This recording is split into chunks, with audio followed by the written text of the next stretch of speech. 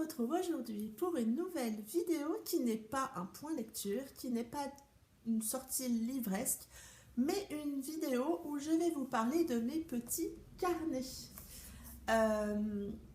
Vous le savez ou pas, d'ailleurs, je fais depuis presque 10 ans même plus de 10 ans du scrapbooking. J'ai beaucoup customisé, entre autres des carnets. Donc les carnets ont toujours fait partie de ma vie. J'y note tout, vraiment tout. J'en ai des tas et les copines m'en offrent également beaucoup. Du coup, je ne suis pas en manque. Et donc, avec l'apparition de ma chaîne en 2016, j'ai eu envie d'avoir un petit peu un carnet de suivi, sans que ça soit un bullet journal, parce que le bullet journal, comment dire, j'ai peur que ça soit trop contraignant pour moi. Je me connais, j'ai essayé plusieurs fois en scrap de faire des project life, je tiens 4 semaines, 5 semaines, 1 mois, 2 mois, et puis après je laisse tomber parce que ce rythme de réalisation et de mise à jour, je trouvais ça un petit peu trop contraignant. Je me rends compte plus je vieillis que la contrainte me casse ma créativité, donc j'ai eu envie de ne pas rentrer dans ce cercle infernal. Donc j'ai 3 carnets. J'ai un petit carnet offert par Vivi à Noël. Vivi, si tu passes par là, je te fais de gros bisous. Qui est vraiment un petit carnet, hein, si on voit par rapport à ma main. C'est un petit carnet dans lequel je mets mes sagas. Donc, c'est-à-dire que j'inscris en fait, je vais vous montrer. Donc là, on est sur Blood of Silence, un exemple. Je mets en fait le nom de la saga, je mets l'auteur et ensuite je mets tous les tomes qui sont déjà sortis. Et donc je coche au fur et à mesure, donc je fais une espèce de checkbox et donc je coche au fur et à mesure pour savoir quand je les ai lus. Ça me permet en fait de savoir où j'en suis dans les tomes de saga. Donc là par exemple on a Harley Davidson. Je vais vous montrer une saga que j'ai terminée récemment et dont je vais vous parler sans doute dans mon prochain update lecture. Par exemple la saga Off Campus, donc là tous les tomes apparaissent et donc la saga est terminée, j'ai décidé de mettre une croix. Donc ça c'est mon premier petit carnet dans lequel on va dire c'est plutôt un suivi de saga. J'ai ensuite commencé en 2017 ce petit journal, ce petit carnet qui est un carnet de la marque Clairefontaine, de la collection Chacha si je ne me trompe pas. Il en existe plusieurs designs et sur le même design plusieurs couleurs et c'est vrai que j'ai pris 2 carnets de cette collection, je l'aime beaucoup donc je vous présente le premier. Donc celui-là, on pourrait l'apparenter à un bullet journal, ce n'est pas un bullet journal, mais j'y ai mis quelques petites pointes de scrap. On voit ici mes lettres en relief qui sont en fait des alphabets que j'ai du scrap.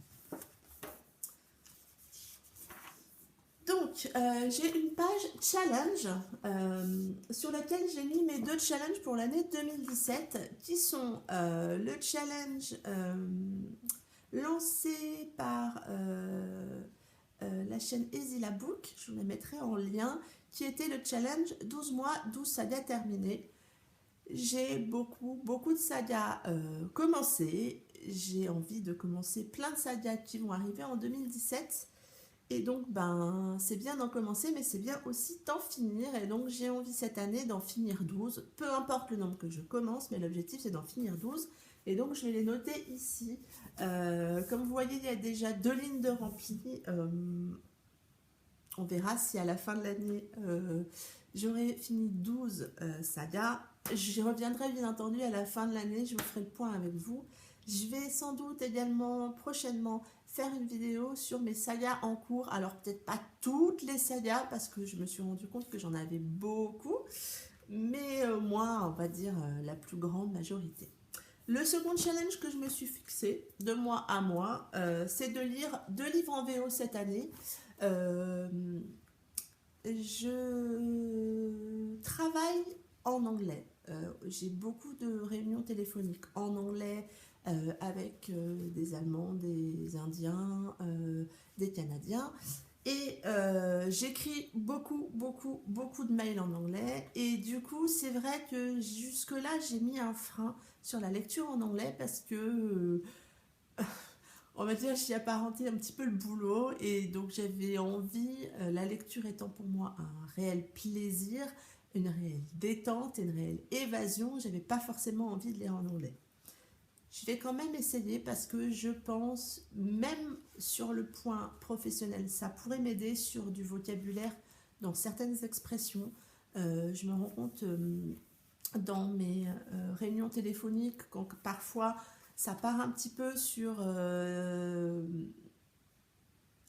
de rigolade, mais quand il y a quelques petites piques comme ça, parfois mon vocabulaire manque et je pense que ça pourrait m'aider.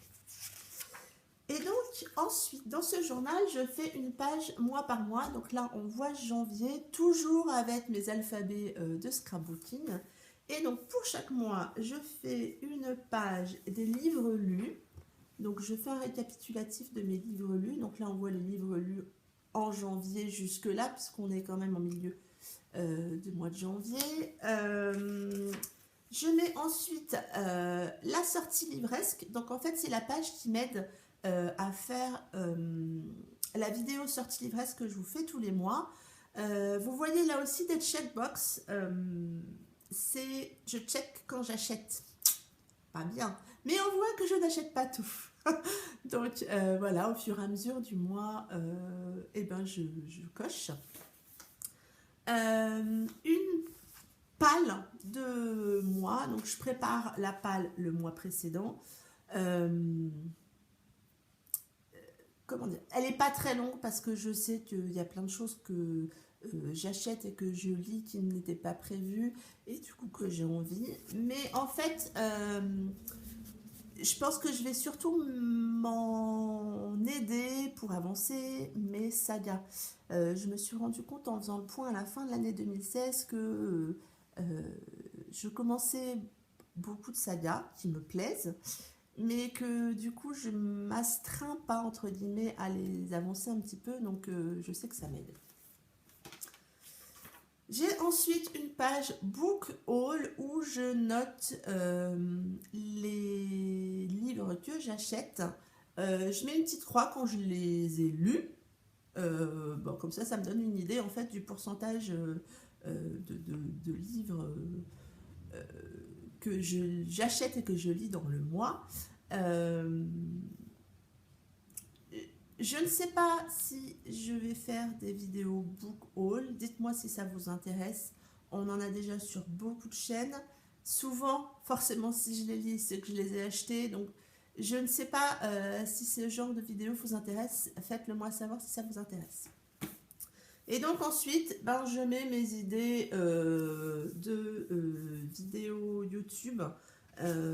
C'est plus un pseudo-planning.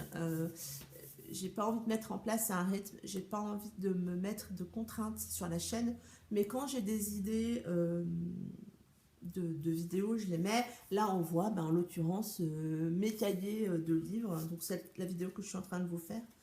Et voilà, j'essaye de les étaler au fur et à mesure. Et donc ensuite, on passe à février, que j'ai commencé, forcément le livre lu, c'est pas rempli, mais donc je commence à vous préparer la sortie livresque, un petit peu ma palle que je n'ai pas avancée.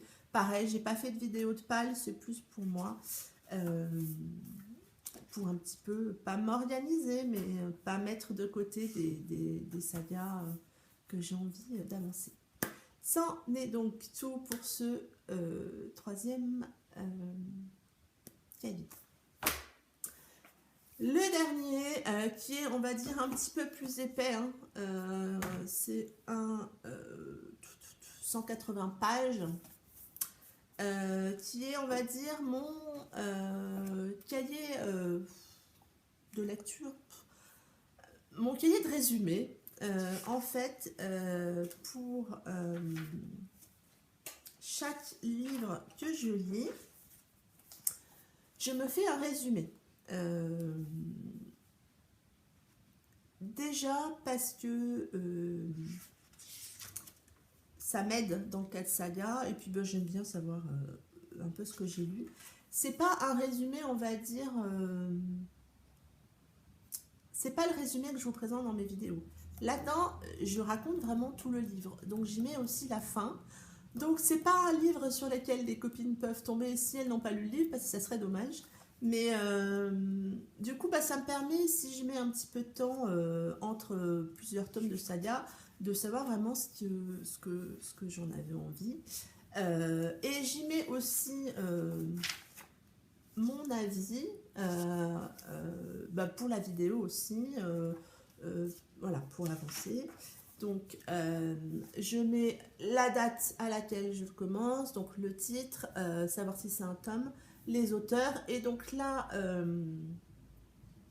on va dire, c'est voilà, un cœur, c'est, enfin, pas cœur, c'est c'était bien, mais bon, voilà, c'est pas non plus le livre qui va rester. Un cœur, c'est j'ai bien aimé, mais bon, voilà. 2 cœurs, c'est ouais, je commence. Et 3 cœurs, et ben c'est un coup de cœur, un réel coup de cœur pour l'année. Pour le moment, sur janvier, je vais avoir un 3 cœurs sur Rhodes que je vous présenterai lors d'un prochain Adepte Lecture.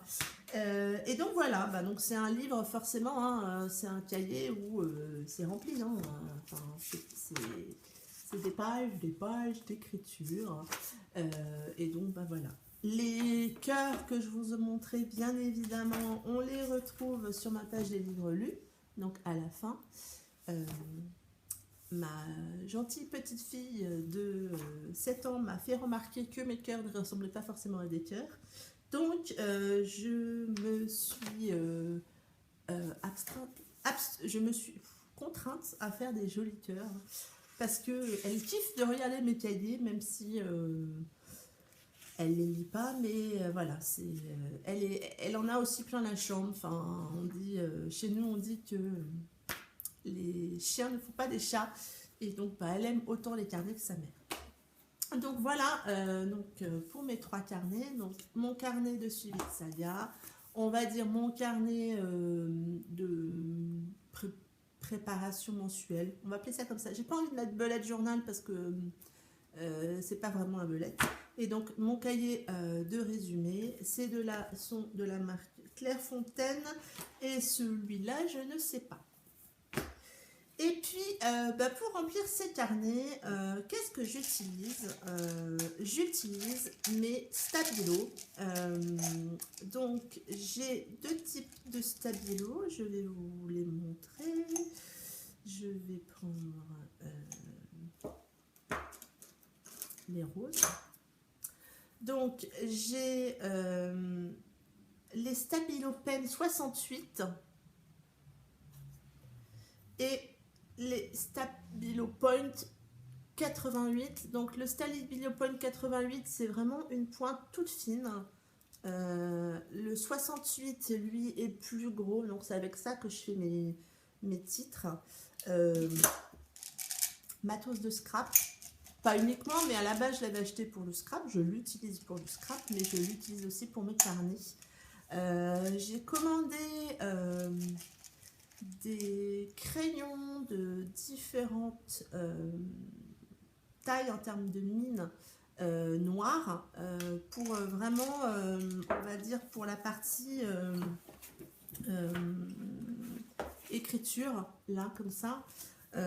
Parce que, en fait, le Stabilo Pen 88, donc à pointe fine, hein, le noir,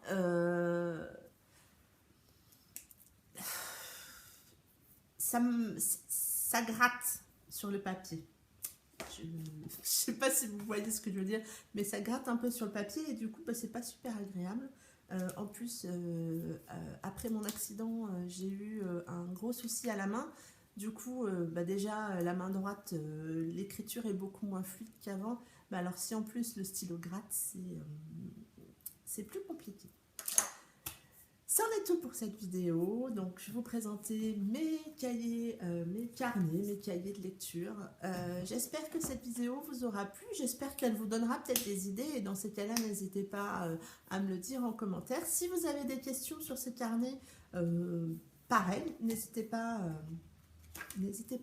à me les poser. Je me ferai un plaisir d'y répondre. Et je vous dis à très bientôt pour une prochaine vidéo. Bye bye!